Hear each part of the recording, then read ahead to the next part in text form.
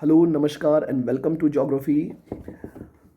आज हम लोग भारत के भूगोल में द्वीप समूह वाले सेक्शन को कंप्लीट करने जाएंगे। हम लोग भारत के भूगोल में हम लोगों ने क्या क्या पढ़ा एक बार शॉर्ट में समराइज़ कर दूं तो हम लोग भारत के भूभौतिक प्रदेशों के विभाजन को पढ़ रहे थे। उसी में अगला हमारा जो सेक्शन है वो द्वीप समूह के ऊपर है। द्वीप समूह का अगर एक इंट्रोडक्शन में अगर आपको दे दूं तो सबसे पहली बात तो हमें ये पता है कि जो हमारा भारत है उसके पूर्व और पश्चिम में दोनों ही तरफ काफ़ी सारे द्वीप समूह से हमारा ये देश समृद्ध है। ये कहलाता है ईस्टर्न कोस्ट और ये कहलाता है वेस्टर्न कोस्ट। तो वेस्टर्न कोस्ट में भी और ईस्टर्न कोस्ट में भी काफ़ी सारे द्वीप समूह पाए जाते हैं। बस हमें उन्हीं का अध्ययन करना है। इससे पहले कि मैं पर्टिकुलर किसी द्वीप के बारे में आपको बताऊं, हम लोग एक सामान्य परिचय ले लेते हैं कि लगभग भारत में 1000 से भी ज़्यादा द्वीप आपको मिल जाएंगे। भिन्न भिन्न किताबों में आपको ये संख्या भी अलग अलग तरीके की मिलेगी। तो इसमें अगर हम लोग देखें, जब हम लोग इसको अध्ययन की सुविधा से दो भागों में विभाजित कर देते हैं, पहला तो बंगाल की खाड़ी वाले द्वीप और दूसरा अरब सागर वाले द्वीप। इसी के साथ साथ विभिन्न नदियों के मुहानों पर भी कई सारे द्वीप पाए जाते हैं जिनका हम लोग क्रमवार अध्ययन करेंगे। सबसे पहले अगर हम लोग बात करें बंगाल की खाड़ी के द्वीप की, तो इसके बारे में सबसे इम्पॉर्टेंट बात जो आपको कॉन्सेप्चुअल जो बात है वो आपको पता होनी चाहिए कि ये द्वीप है क्या, ये द्वीप बने कैसे। सबसे इम्पॉर्टेंट बात यह है कि बेसिकली टर्शियरी पर्वतमाला के ही सागरीय विस्तार माने जाते हैं ये द्वीप, और म्यांमार की अराकान योमा की निमज्जित श्रेणी है ये। क्या मतलब है इस चीज़ का? इस चीज़ का मतलब होता है कि जब हिमालय पर्वत बना था, जिस पर्टिकुलर काल में हिमालय पर्वत बना, संपूर्ण हिमालय, महान, लघु और शिवालिक, उस काल को बोलते हैं टर्शियरी काल। उसी काल में हिमालय के ही क्रम में हिमालय से ही जुड़ा हुआ म्यांमार का एक अराकान योमा नाम का पर्वत है, और उस अराकान योमा नाम के पर्वत जहाँ पर म्यांमार में ख़त्म होते हैं उसके आगे नीचे सागर शुरू हो जाता है। तो सागर में भी उसी तरह के पर्वत हैं, और उन पर्वत की वो चोटियाँ जो सागर से निकल कर बाहर आ जाए, उस प्रकार के द्वीप हैं ये बंगाल की खाड़ी वाले द्वीप, या जिन्हें हम लोग अंडमान और निकोबार द्वीप समूह कह सकते हैं।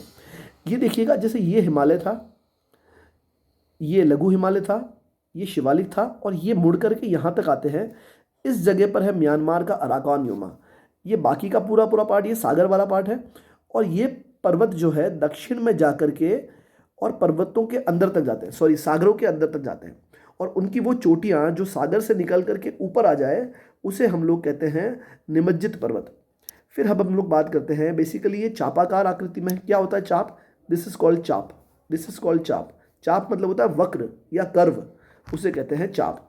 तो ये चापाकार आकृति में लगभग 590 किलोमीटर की लंबाई में है, 58 किलोमीटर की चौड़ाई में है, और इनका कुल क्षेत्रफल लगभग 8000 किलोमीटर पाया जाता है। अब इम्पॉर्टेंट पार्ट है 10 डिग्री चैनल। क्या होता है?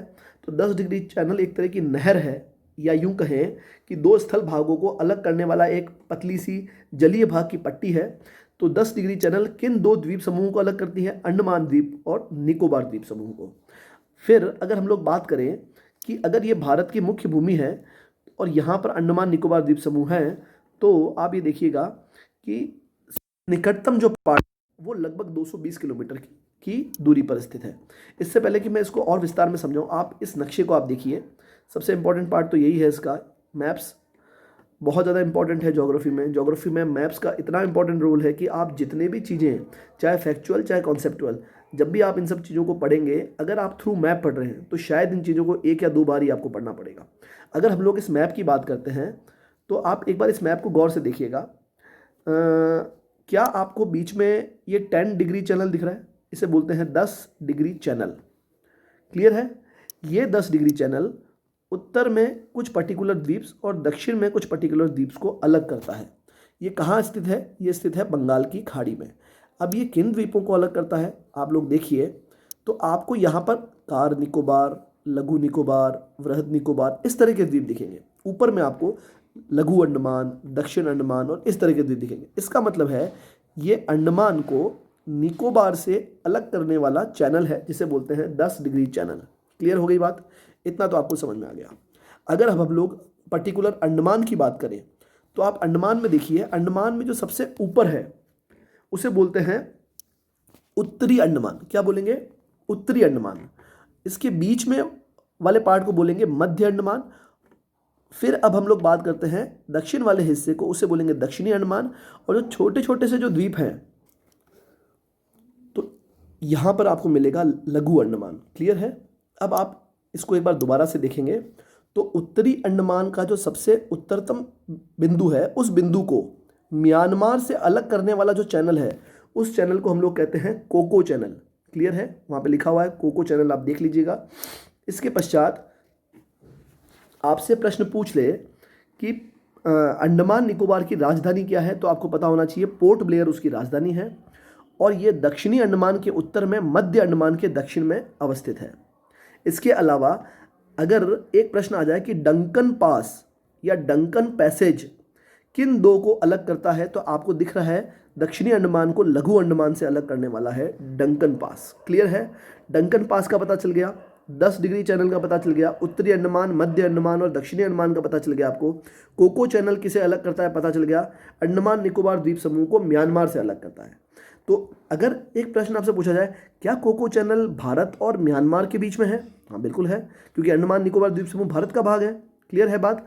अब हम लोग बात करें तो जब हम लोग अंडमान, संपूर्ण अंडमान की बात करें, इस अंडमान के उत्तर और उत्तर पूर्व में देखें तो आपको दो द्वीप दिखते हैं। नारकोंडम द्वीप उत्तर में, उससे थोड़ा दक्षिण में बैरन द्वीप, बैरन आइलैंड और नारकोंडम आइलैंड। इन दोनों में क्या फर्क है? ये दोनों चीज क्या है? ये दोनों के दोनों ज्वालामुखी। तो यहाँ बैरन द्वीप जो है ये सक्रिय ज्वालामुखी है, भारत का एकमात्र, और नारकोंडम को कहीं पर सुषुप्त और कहीं पर शांत ज्वालामुखी कहा गया है। अब हम लोग अगर बात करें, अगर हम लोग इसमें दक्षिण में चलें तो दक्षिण में ये तो पूरे थे अंडमान द्वीप, दक्षिण में बिलो 10 डिग्री, 10 डिग्री चैनल के नीचे अगर हम लोग देखें तो आपको मिलेगा निकोबार आइलैंड्स। इसमें बहुत सारे आइलैंड हैं, जैसे car Nicobar, little Nicobar, great Nicobar, मतलब कार निकोबार, लघु निकोबार और वृहद निकोबार।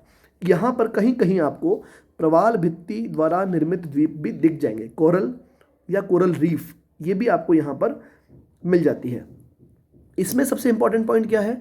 इसमें इंपॉर्टेंट पॉइंट है इंदिरा पॉइंट। ये इसका सबसे दक्षिणतम बिंदु है और शायद भारत का भी, शायद या कन्फर्म, मतलब भारत की संपूर्ण सीमा का जो दक्षिणतम बिंदु है वो इंदिरा पॉइंट है, ना कि भारत की मुख्य भूमि का। मुख्य भूमि तो वो भूमि है, जैसे for example this is called Bharat की मुख्य भूमि, और ये सारे के सारे जो द्वीप समूह हैं ये भारत की संपूर्ण भूभाग में सम्मिलित करेंगे। तो अगर आपसे कोई पूछ ले कि भारत के संपूर्ण भूभाग में सबसे दक्षिणतम बिंदु कौन सा है, तो वो है इंदिरा पॉइंट। इसका पुराना नाम था पिग्मेलियन पॉइंट या ला हिंचिंग पॉइंट भी था।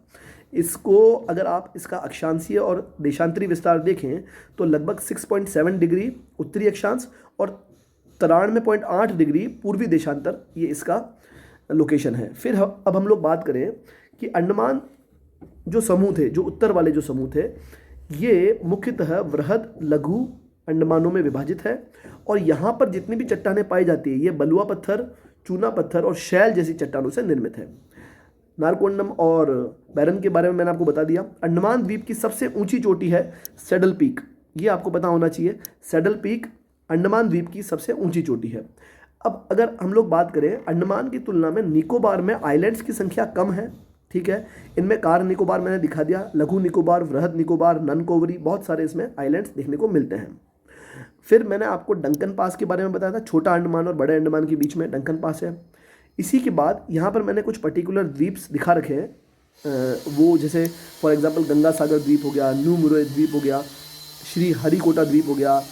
तो ये वो द्वीप हैं जो बंगाल की खाड़ी में ही हैं, परंतु अंडमान निकोबार द्वीप समूह का भाग नहीं है। तो इनका अध्ययन अभी हम लोग भारत के अपतटीय द्वीपों में करेंगे। इसके पश्चात जब हम लोग देखते हैं आगे, तो हम लोग देखते हैं अरब सागर के द्वीप या भारत के पश्चिमी तट की तरफ के द्वीप। अरब सागर के द्वीपों में प्रमुख रूप से हम लोग देखते हैं लक्षद्वीप समूह। इससे पहले जब हमने अंडमान देखा था तो सबसे पहले हमने देखा था कि उनकी उत्पत्ति कैसे हुई थी।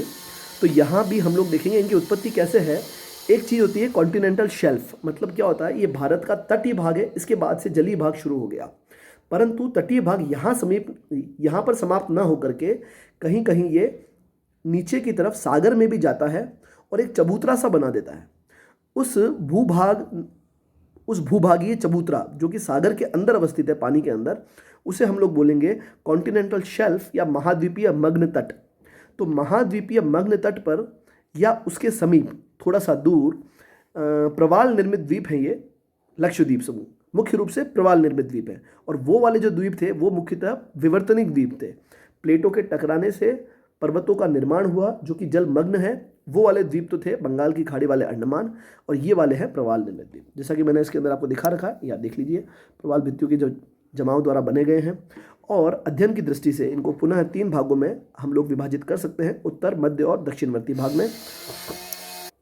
तो जो सबसे दक्षिण में है उसे हम लोग कहते हैं मिनिकॉय आइलैंड्स। क्या कहेंगे? मिनिकॉय आइलैंड, जो कि मालदीव नाम का एक देश है जिसकी राजधानी है माले।